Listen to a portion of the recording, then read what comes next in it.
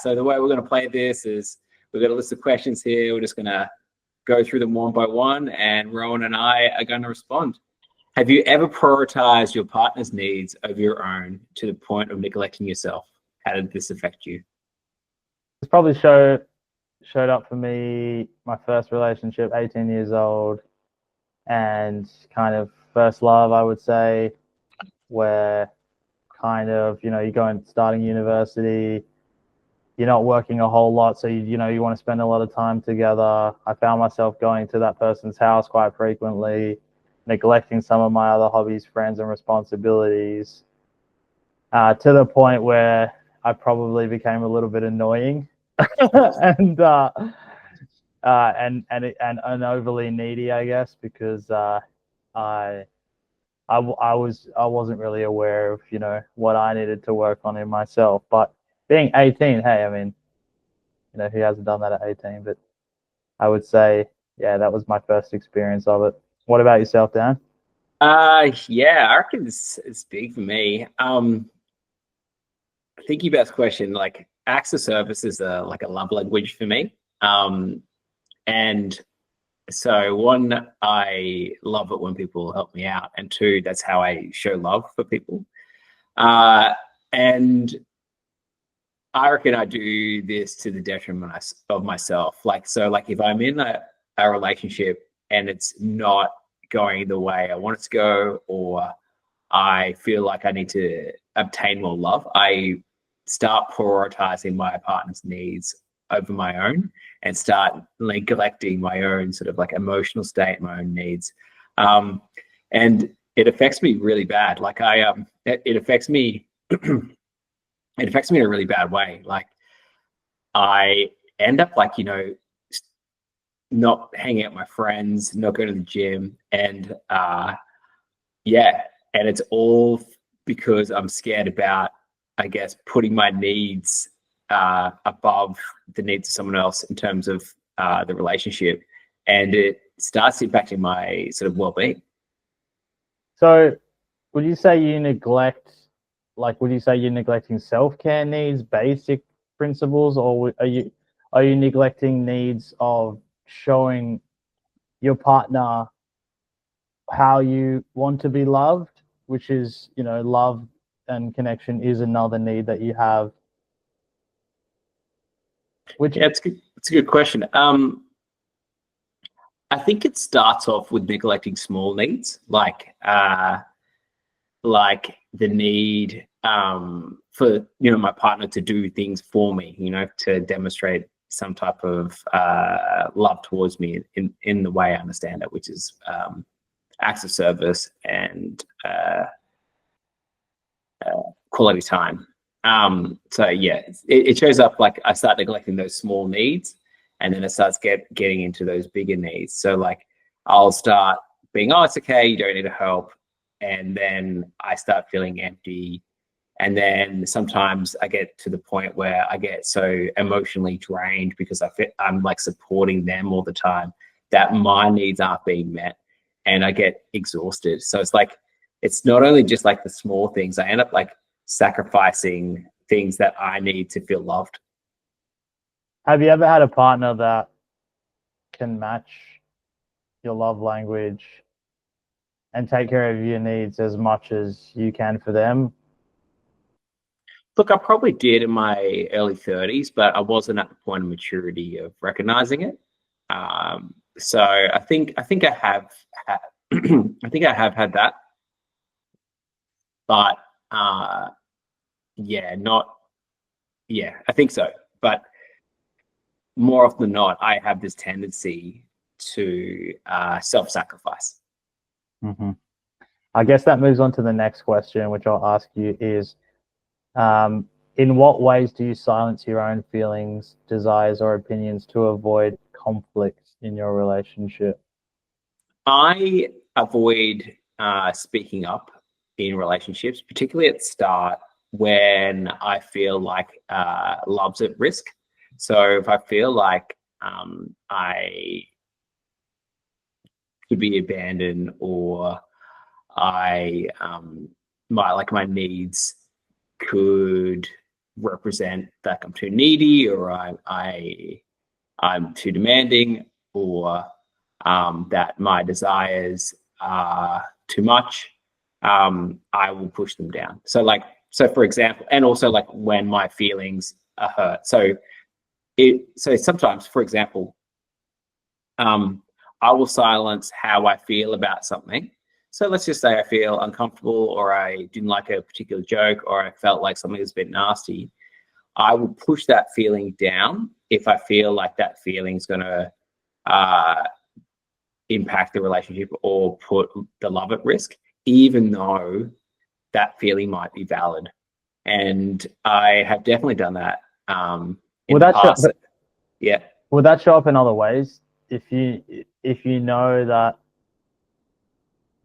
you're feeling a certain way, you're trying to keep the peace, and someone's doing something that you kind of irks you the wrong way, but you don't deal with it then and there. Do you think maybe it like builds up over time, and then those little things that It's interesting because I've got like I'm normally pretty good at communication, but there's certain emotions that I don't communicate very well, and they're ones about having my needs met, I think, one's about having my needs met.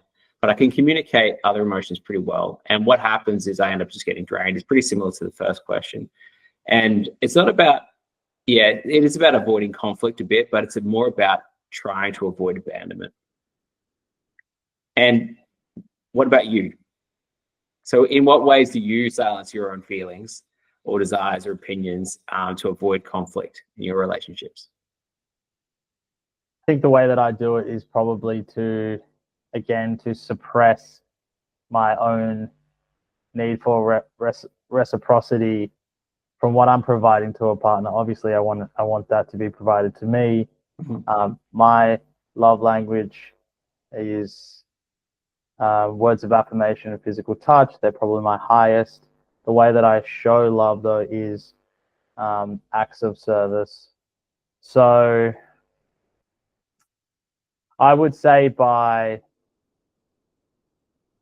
have a deep inner knowing of what I need, what would be good for me, how I feel, but I can tend to suppress that to keep the peace, to appease. And that's just from childhood patterning, I guess. Showing any type of anger in a certain way was not safe for me growing up. So I really have like a hard time, I guess, of acting more in a way that could cause conflict because of the fear, the natural fear response. If I do go into any communication where there is conflict, that kind of is going to be unsettling. It's kind of just a fear response. What I found really interesting is you talked about anger there, and that being an emotion that you want to avoid, and you don't feel comfortable expressing it. Can you talk a little bit more about how that shows up for you? Yeah, it's a really big one, and it's something that has been a journey to work with my psych on, and it's like layers of the onion have been revealed through that. But I guess I try to avoid situations where there will be conflict. But I do notice inside my body, if I, suppress for too long, I can really start to get all this pent up energy inside my body. And then the way that I deal with it is go to the gym, like healthy outlets for the emotion that I'm experiencing, albeit because I haven't addressed it at maybe the time it needed to be addressed. It can build up and build up, and it can leave me quite frustrated because I guess I probably haven't learned the best not coping mechanism, the best way to express my frustration in an appropriate way, communicating that effectively. It's something I need to work on. So can we dive a little bit deeper into that emotion, if that's okay? Yeah. when you feel anger or you feel angry about something, what is the narrative that spins up in your mind about that emotion? That it is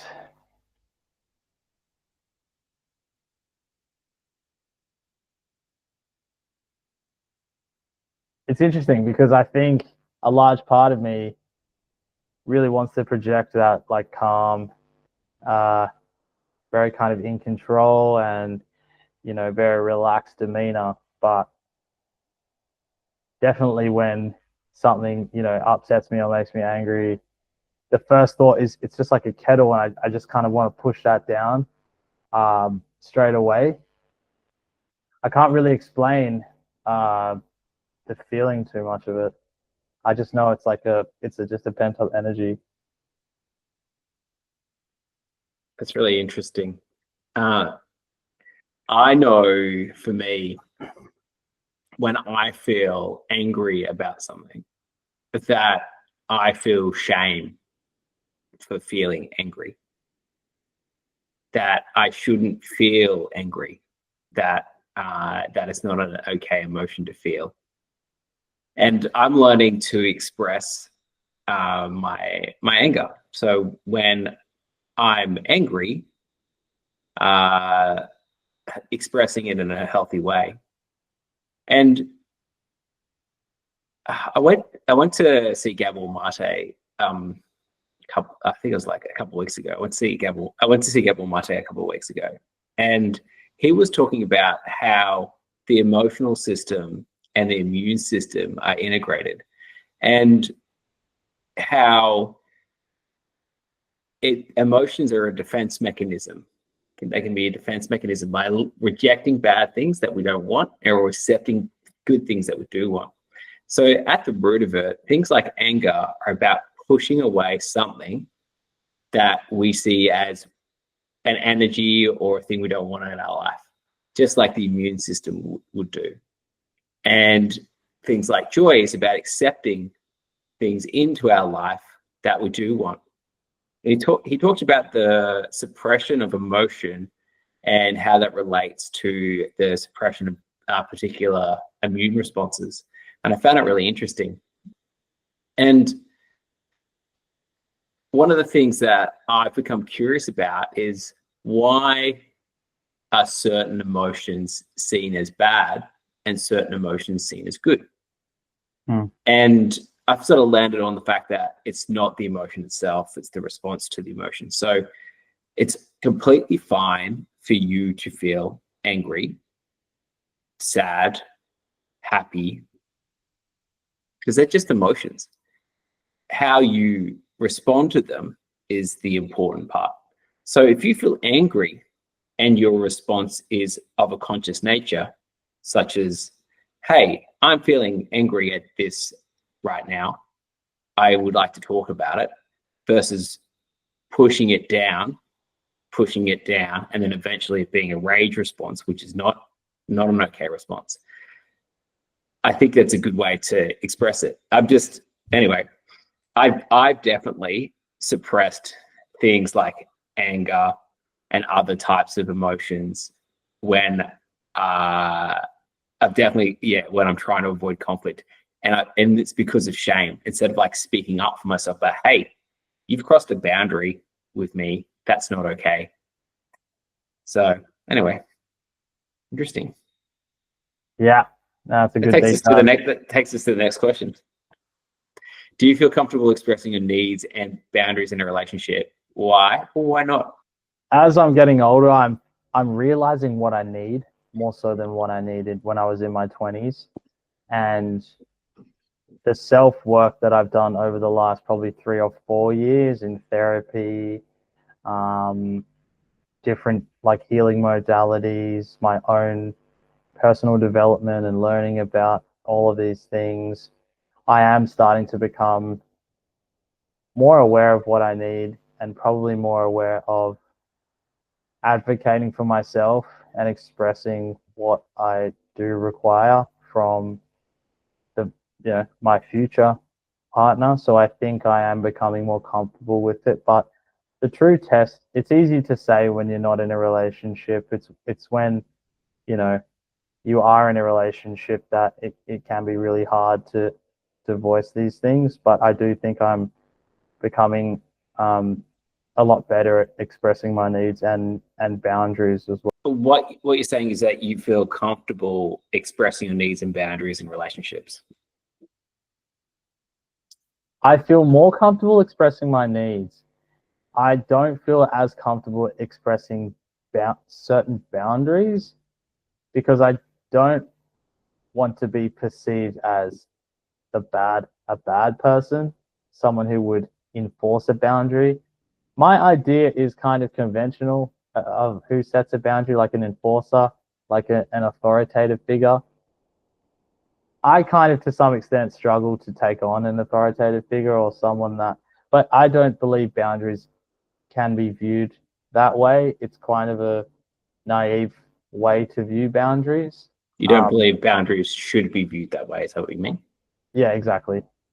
I don't think they should be viewed as black and white as that, but more of an expression of your own feelings.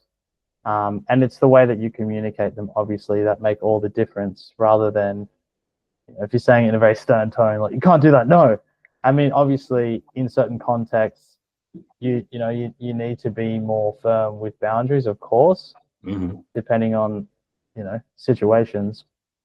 But I think it can be quite nuanced. So, yeah, I do feel less comfortable expressing boundaries over needs.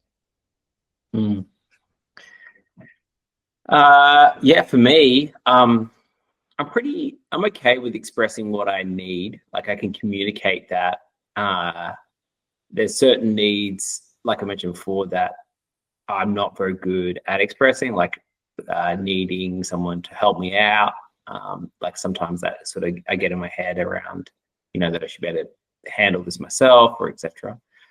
So my requests for acts of service aren't very good. My requests for quality time are really good. So I can say, hey, I'd really like to see you. This is really important to me. And my requests for, like, doing activities together, because I love doing activities together, they're pretty good. When it comes to boundaries, I do struggle because I feel bad when I'm putting a boundary in place. And I feel bad because I feel like putting a boundary in place is risking the relationship. But what the boundary is actually doing is protecting myself. And if the person I'm with respects me, they should respect my boundary.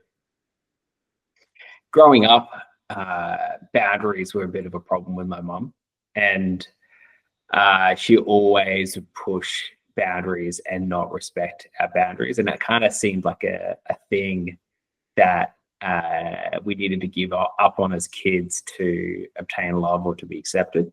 So it's pretty interesting. I have read a book about boundaries recently called, I think it's Find Peace, Set Boundaries, or Set Boundaries, Find Peace. And it was really interesting. It talked about how when your boundaries are being violated because you start getting resentful about things. And I started thinking about the things I started getting resentful about. I was like, wow, that's so true. Like, I am getting resentful about things because my boundaries are being are not, because I'm communicating boundaries, but they're not being respected. So I can communicate my boundaries, but I can't enforce them very well. And so it's something that I'm learning that I need to do better. Yeah, because that's so interesting, because it's not like you make a boundary one time, and that person just, is just going to conform to that every time. And it's something that if again, someone has, encroached on your boundaries, then you need to bring it up again. It's something that needs to be worked on and enforced over multiple times. And that, I think, that's the hardest part of enforcing boundaries. You can feel really good doing it one time, and you're like, yes, but then to realize when it's been encroached on again, and it really takes courage. Yeah, it takes a lot of courage. Have you ever stayed in a relationship that made you unhappy because you feared being alone? If so, what was that experience like for you? Yeah, I have totally stayed in relationships out of the fear of being alone, slash the fear of abandonment. And the experience was horrible. Like I've stayed in emotionally abusive relationships before because I was scared of being alone or that I wouldn't get anything better. And in the end, like it totally destroyed me. Like I've been in relationships where they should have ended because of the way we were treating each other or the way that I was being treated. I've definitely stayed in emotionally abusive relationship where I should have just walked away, and the reason I didn't was because I was scared of being alone. And uh, the way it impacted me was I, in multiple ways, I started questioning my own self worth. It started reaffirming my negative self talk and my negative self beliefs, and it impacted, um, yeah, my mental state. What about you? Have you stayed in relationships where you probably should have left, but you stayed because you were scared of being alone or scared of being abandoned? And what did it feel like for you? I think the core wound is, you know, is when I was in something, my last relationship where I did have some doubts towards the end of the relationship, and um, definitely I could have had some of those tough conversations earlier. And I think there was so much fear of not finding a person that would understand me, that this person, albeit maybe is the relationship naturally is kind of coming to an end, that no one will be able to understand me and be able to love me like this person can. So it was just based so much in fear, and also maybe feeling like, not good enough for someone else in the future. So really a lot of fear based, and just grappling between the lifestyle of someone who's in a relationship, and also so much love that you and care that you have for that person, but deep down that the relationship has come to an end. There's so much conflict inside that I think it can be really hard to grapple with realizing it's coming to an end. Describe your concept of love. I would describe love as the basic care, respect, dignity, and freedom to allow someone to be who they are. So you care for someone, you show affection towards them, you respect them, and also you allow someone to be wholeheartedly who they are, deep inside, and then you kind of do the same to the other person. That's my concept. What about love for yourself in relationships? So how I describe it, I guess it would be the same as how I describe it. I would expect someone else to show genuine care, affection, and also the freedom to be who I wish to be as well. I'm talking about how you love yourself when you're in a relationship, not how someone loves you. So when you're in a relationship, your relationship with yourself, how does that show up for you?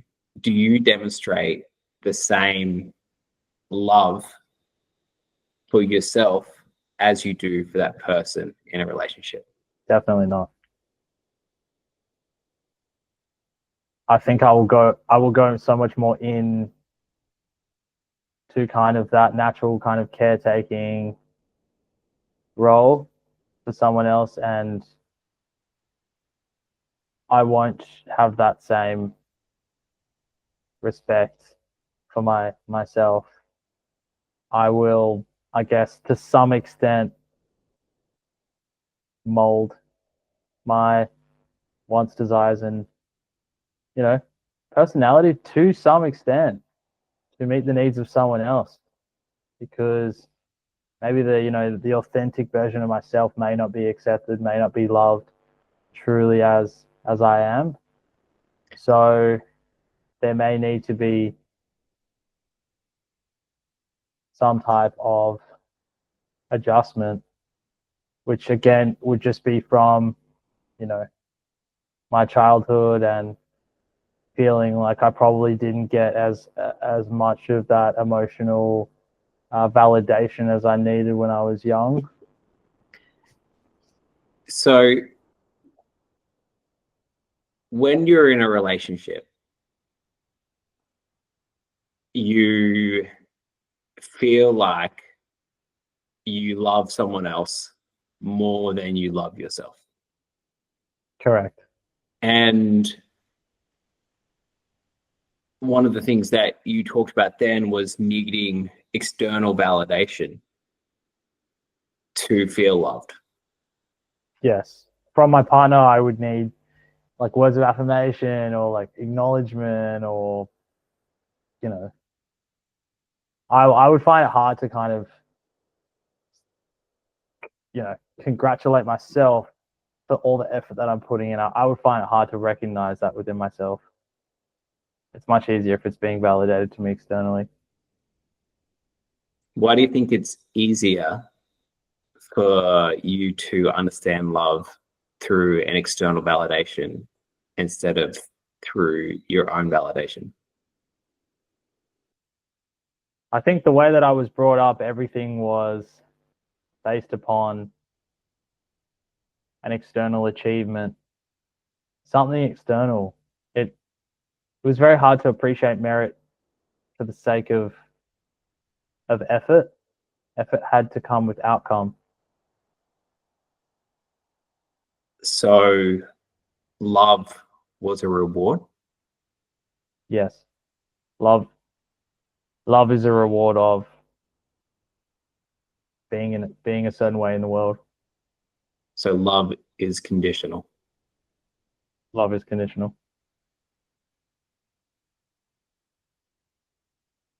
How does that make you feel to have that realization that that's your construct of love? I don't know if it's too far from the truth to say that in a romantic relationship, love is conditional. I actually think that's the truth. But in your relationship with your mum or your dad, should love be conditional? So I think the relationship with your family versus your relationship with your romantic partner is very different in terms of love from your family, I believe, should be unconditional. Why should love be conditional in romantic relationships? Because conditions kind of sound like transactions. Conditions make up the reality of definitions of the world that we live in. Conditions, we all, in a romantic relationship, there's an expectation, whether voiced or unvoiced. Because I was recently in this meetup group, and it was about attachment styles, and essentially, I was saying, why can't romantic love be unconditional? I really like that idea. I think that's a great idea. But I just don't think it adds up. I don't think it's practical. I wish it was. So you've told me that romantic love is different to the love that you have between your parents. However, for you, it's exactly the same. So you were taught the construct of love is through achievement, and it isn't unconditional, and you've got to work for love. And that is the relationship that you have with love that was constructed by your parents. And that is exactly the same relationship you have. That's exactly the same relationship you have with love in a romantic situation. That makes sense. Yeah. So are you curious as to why you believe it's different between your parents and your romantic partner, but for you it's exactly the same? Yeah. Why do you think that is?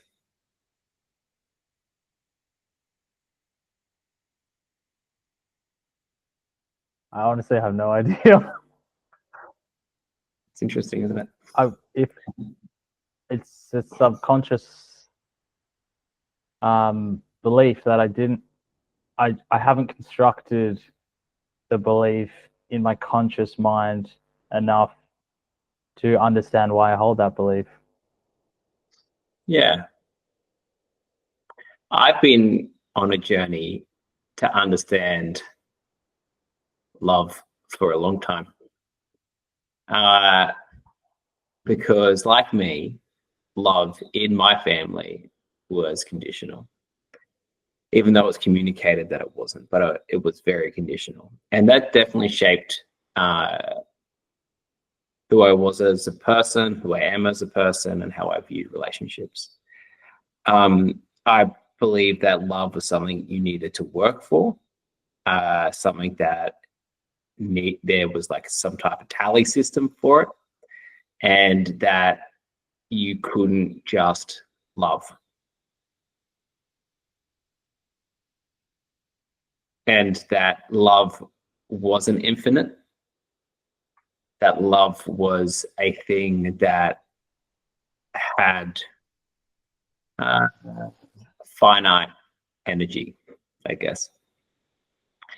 My journey of understanding love and the origin of why I believe love is this way is because, well, my journey of understanding love and why love is this way has taken me down to the core of love and how I understand it, which is my relationship with my mom.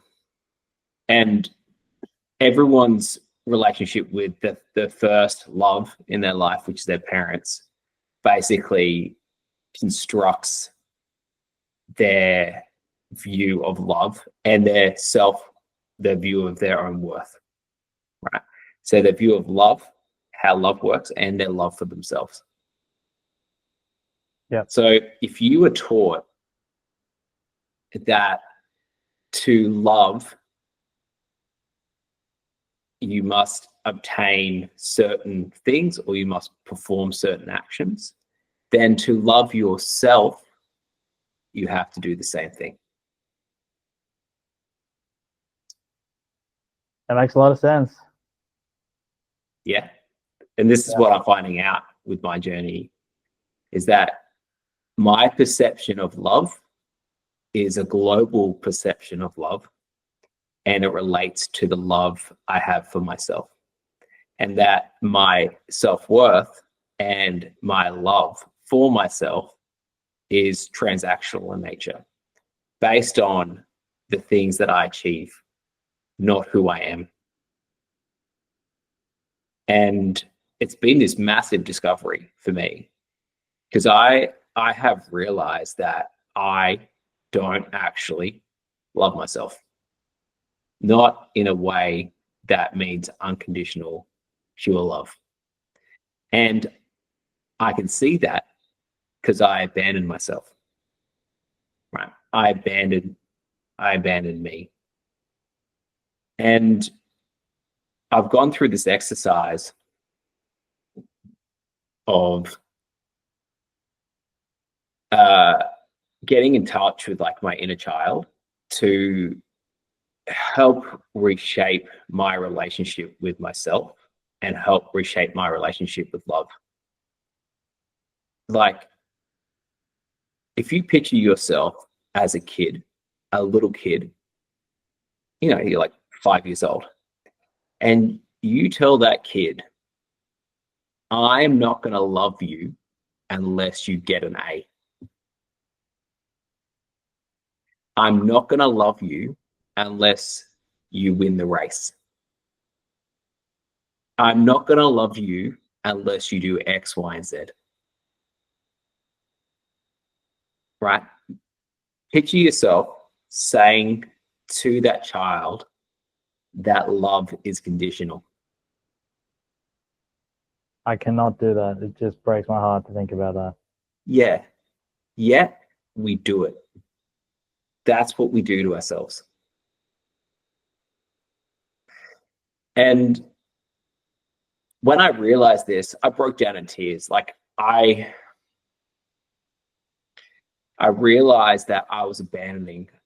I always cry when I talk about it. Like, I realized I was abandoning the 5-year-old me. Like, the little Dan inside me. I realized I was rejecting him and his needs, and I was rejecting him and his needs and I was abandoning him by not like putting boundaries in place and not listening to what he needs and what he wants, and almost like just telling him that his love was conditional.